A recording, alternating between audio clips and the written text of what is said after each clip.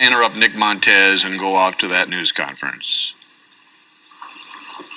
As you all know, the last several months have been very difficult on my family. After assessing the situation, I agree with the position of the Brookfield Police Department has taken. I would like to put the events of the last few days behind us. The Brookfield Police Department followed the law in order to be transparent to the public, and I support that. They were very kind and very accommodating to me and my family right after the shooting incident. And I want to thank them for that.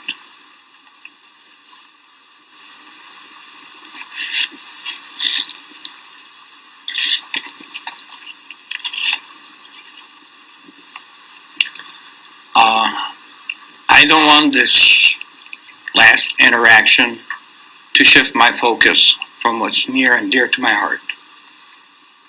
And that is honoring my sister's name and her memory. My message is clear. I want to prevent this from happening again. I repeat that. I want to prevent this from happening again.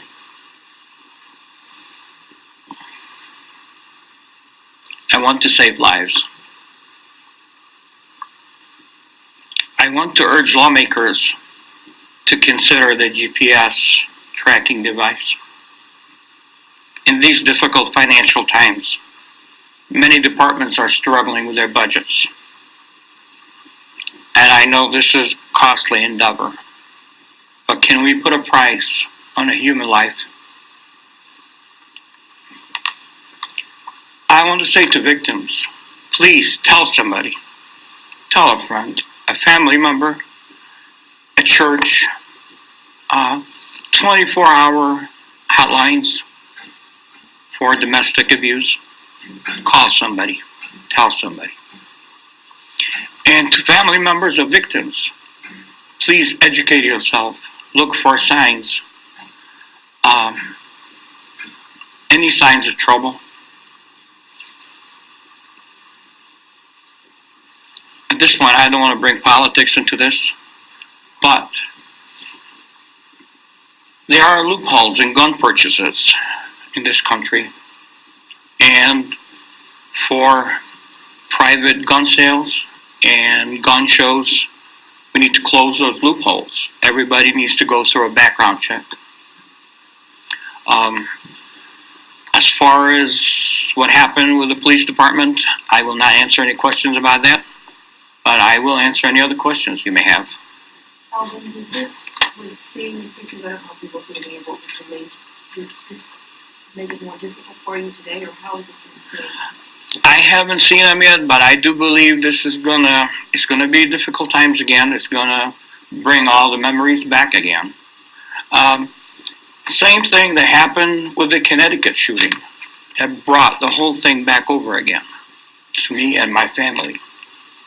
Well, in reading the reports, I'm sorry to interrupt you. In reading the reports, it's clear your sister was a hero that day. Gave people time to get out of the building. I believe my sister was a hero that day. She approached him, and I believe the words were, "Sir, this is a place of peace. Please leave." And by her approaching him, she gave other people a chance either to hide or to leave the building. So she did save lives by doing that. That was the type of person she was. Alvin, we've heard a bit about some specific threats that were made by Ratcliffe Ivan leading up to what happened. Can we learn something from that? Can we urge people to speak up? Please tell somebody. That's my message to relay to victims. Tell somebody. Obviously, Alvin, the pictures and all of those things are so dramatic and graphic, but is there something that you want people, because that's what a lot of people are talking about today, what do you want them to be talking about? I haven't seen any of them. I haven't heard any of the tapes yet, so honestly, I don't have any comment on that right now. Do you plan on seeing them? Yes, I am. It's going to be difficult, but it's something that we need to do for closure. I need to see that. Are you going to try to avoid the media? for the next couple of days, because it's gonna be everywhere? Do you just wanna read this yourself quietly? Actually, this is the reason I asked for this meeting, is to get it out in the public. Here's my view, and I speak for my family. And hopefully, this will be the end of it. Whether it's going to happen or not remains to be seen. Can you tell us how your nieces are doing? I'm assuming this has been very difficult. My nieces, you know what? They're coping with the situation. One of them is back to work, or she's going to start working on Monday. So life goes on, regardless. I mean, we go through tragedies like this, and life goes on. And my other niece is in school. She's happy where she's at, and they'll be just fine.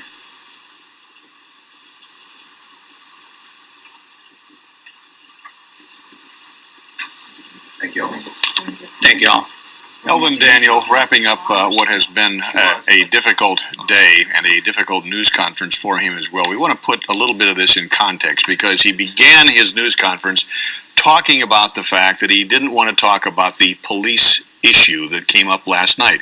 Basically, Brookfield Police, we are told by the family, had told family members they would get an opportunity to look at this video, see this report in advance, and late yesterday, we are told, rescinded that offer, and so it was released to both the family and the public all at the same time today. We understand the family was not too happy about that.